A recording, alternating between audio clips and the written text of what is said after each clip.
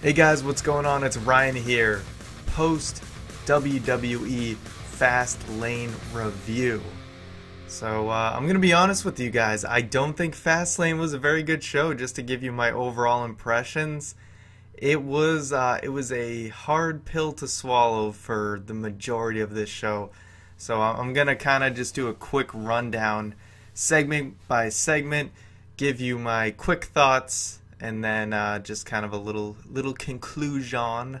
That'll be the format, if you will. So we got Kalisto defeating Alberto Del Rio in a 2 out of 3 falls match. I thought this match was fine. Probably deserved to be on the main show more than the pre-show, but I could see that if you wanted to attract people to the show, then I could see where you put a more important match on the pre-show to get people interested. Either way, I did appreciate Mauro Ranallo's commentary on this. It was nice to get a pay-per-view match with his commentary and maybe at least make this a pre-show tradition, because I did enjoy that. Sasha and Becky Lynch defeating Tamina and Naomi. This tag match, it was a weird match to open the show, and the Cleveland crowd was quiet at a lot of times. So it was hard to tell if people were they weren't just interested in these people, or that they were just a quiet crowd in general, or it could have been the audio. I know when you go to something live and then you hear it back on TV, sometimes it doesn't, that translation isn't there all the time. But either way, this match had a bit of a slow start, but I actually liked, it actually did really pick. Once, Sasha got the hut tag, I thought the match was pretty good from there on out. So it was fine. Kevin Owens defeating Dolph Ziggler. This was my second favorite match of the night. I thought this was a great showing by both of these guys, and I really enjoyed this match. Good to see Kevin Owens get another strong win, and these guys have really good chemistry. So solid Intercontinental title match. Really liked it.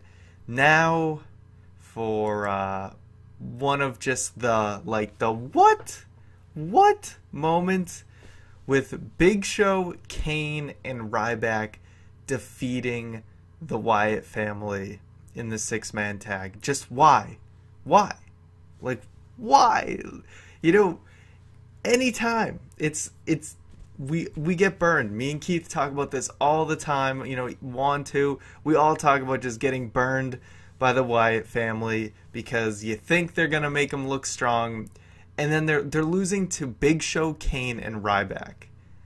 Big Show, Kane, and Ryback. Where are they going with this?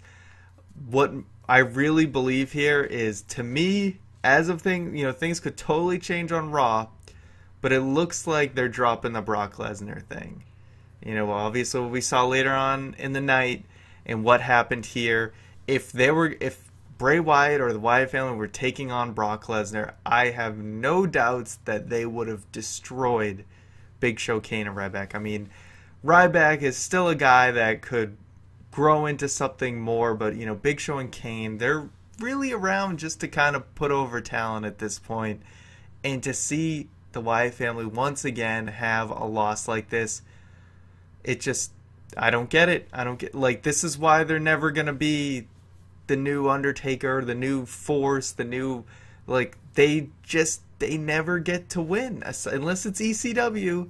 Unless it's something Vince hates more than the Wyatt family, which is another promotion, then the Wyatts just don't get to win. So, just absolutely mind-boggling. Hated it. Now we had Charlotte defeating Brie Bella in, it was what it was. I wasn't too crazy about it. It had some moments there, but, Brie Bella, she's doing callbacks to Nikki Bella, callbacks to Daniel Bryan. I'm asking myself, what's actually her own moves in this moveset? But either way, it was what it was. Charlotte gets the win as expected.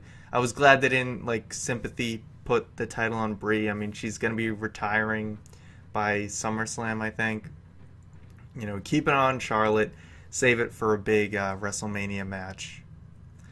Anyway, AJ Styles versus Chris Jericho. A lot of people may have liked this match. It didn't do it for me. I feel like they were just off it was a little sloppy. A lot of the spots that I think they were trying to do a lot, and it ended up just not working out in a lot of ways. Just kind of a lot of sloppiness. It got a little better towards the end, but overall, I didn't really like this match. I hate to say it, you know, you look at it on paper, seems like it's going to be amazing.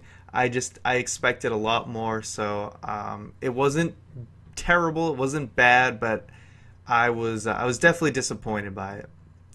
And then another what moment of the show, Curtis Axel, and you know I'm looking at the results on Squared Circle here, so I'll get to this and then I'll get to the segment before it. But basically, we had the Cutting Edge Peep Show, and that was and I'll get back to that. But so yeah, the placement of this, you were just kind of like, oh, they had the segment to cool the crowd down before the main event, but then it was like we got two of those in a row with Curtis Axel and the Social Outcast taking on, you know, R-Truth and Goldust kind of messing around with this match. I mean, it was like 10 seconds long anyway, but this felt like, at this point in time, I felt like I was watching Raw, because it felt so incredibly out of place, and yeah, I don't get it. Anyway, back to what happened before with the Cutting Edge Peep Show. It was just one big commercial for the Edge and Christian Network show. I think part of the reason people maybe didn't really like this, and myself included, was there was some rumor that, oh, Enzo and Cass are going to make their debut on this or something like that.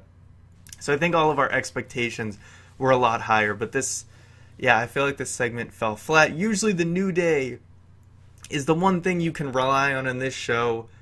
But I feel like the New Day, they didn't live up to their usual expectations. They were okay. Edge and Christian had their moments, but a lot of the jokes in these segments definitely fell flat. League of Nations kind of comes out and doesn't really do much. Are we getting the New Day versus League of Nations? I almost said League of Legends, although Xavier Woods did make a nice little video game reference on Fastlane. But are we getting the New Day versus League of Nations? Maybe. And are we excited for that? I don't think so. I mean, are they turning New Day face for this? I think they would pretty much have to. Or it could just be a one-off thing that made zero sense.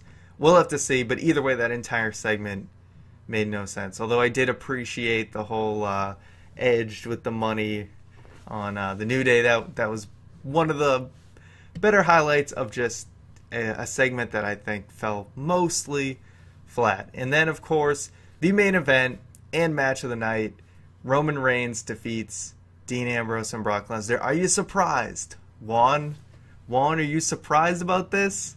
He actually, if you didn't hear our last podcast, he thought Ambrose was somehow going to win this. But of course, Roman Reigns versus Triple H is going to be your main event of WrestleMania. Get excited or find something else on WrestleMania to like, because that is your main event. But this match, I thought, was definitely the match of the night, and I felt like it was finally a match where it seemed like everything was kind of going how it was supposed to, and it ran a lot smoother than a lot of the other matches tonight.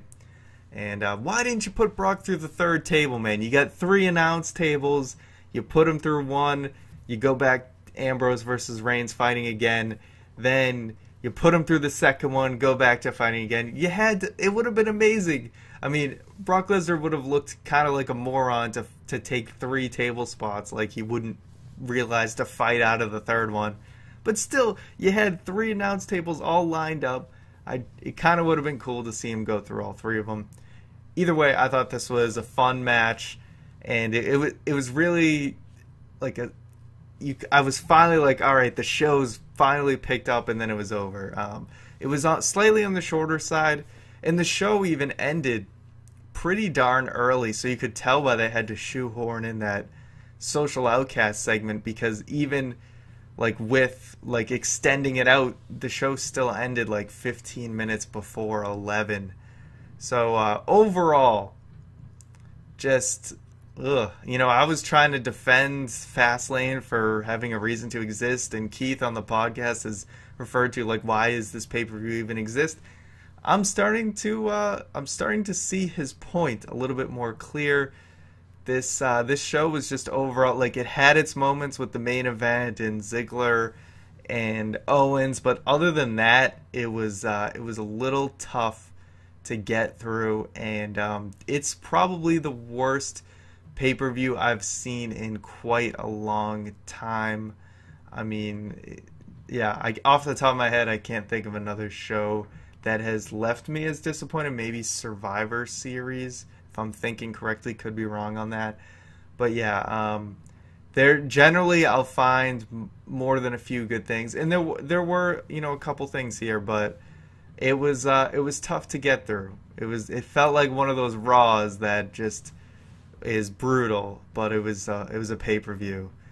Either way, you got this is your road to WrestleMania. It didn't exactly get you super pumped for that pay-per-view, but it is what it is. Hopefully, you know, with a pay-per-view, there is always Raw the next night. Maybe that can help us see things a little bit better, get us a little more excited for what's supposed to be the biggest show of the year and one of the biggest WrestleManias ever.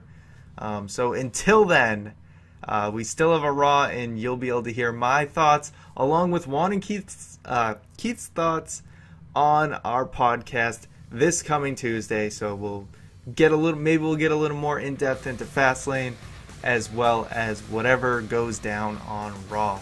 So thank you guys for watching this.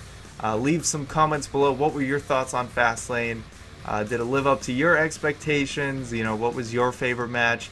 Let me know in the comments below. Share your thoughts. Let's hear your voice on this, not just mine. So until then, I'll see you guys next time.